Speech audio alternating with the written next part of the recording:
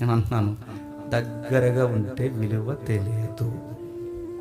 దగ్గరగా ఉంటే విలువ తెలియదు. పిలుపులు కలుపుకొని పిలుస్తుంటే విలువ తెలియదు. యేసు ప్రభు వారి యొక్క విలువ ఇస్కరియోతు యోధాకి తెలియలేదు.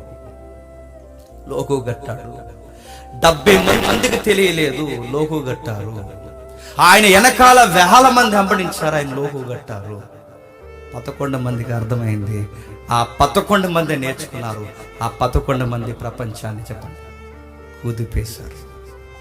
ఆ 11 మంది సువార్త నాణ్యంగా చేశారు కనుక ఆ సువార్త రాజమండ్రి వరకు వచ్చింది. రాజమండ్రి కంబాల చెరువు హైటెక్ బస్ స్టాండ్ పక్కన ఈరోజు మనం నిలబడి మాట్లాడగలుగుతున్నామంటే సరైన 11 మంది తయారయ్యారు. అందుకే పెద్దోళ్ళు తెలుసుకున్నారు, తెలియకన్నారు సామెత, మంద ఎక్కువ వద్దు చెప్పండి. మన ఎక్కువ అయితే ఏమవుతుందట, మజ్జిగ మామూలు పలస కావద్దు, సేవ పలస అయిపోతుంది. అందుకే మంద ఎక్కువ వద్దు, సరైన వాళ్ళు చెప్పండి. ఒక 4-5 సరైన టీం ఉంటే కదపాలండి. ఆ టీంను పట్టుకుని మళ్ళీ చెప్తున్నాను, ఎంతమందిని కదపాలో అంతమందిని కదుపుతాం, ఎంతమందిని మార్చాలో అంతమందిని మార్చుతాం. ఎక్కడ సువార్త ఎలా ఎక్స్పోజ్ చేయాలో మనకు అర్థం అవుతుంది. వాళ్ళకి కావాలి, ఎందుకంటే మనం నేర్చుకోవాలి, వాళ్ళు నేర్పించాలి, వాళ్ళు వెళ్ళాలి, వాళ్ళకి నేర్పించాలి, వాళ్ళు వెళ్ళాలి, వాళ్ళకి నేర్పించాలి. ఇలా తరం వెంబడ తరము, జనరేషన్ వెనకాల జనరేషన్, ఒకరి వెనకాల ఒకరు నేర్పించి రేపొద్దున్న ఇక్కడి నుంచి మనం మన కాలాన్ని ముగించుకొని చెప్పండి వెళ్ళిపోవాలి. ఇది మినిస్ట్రీ.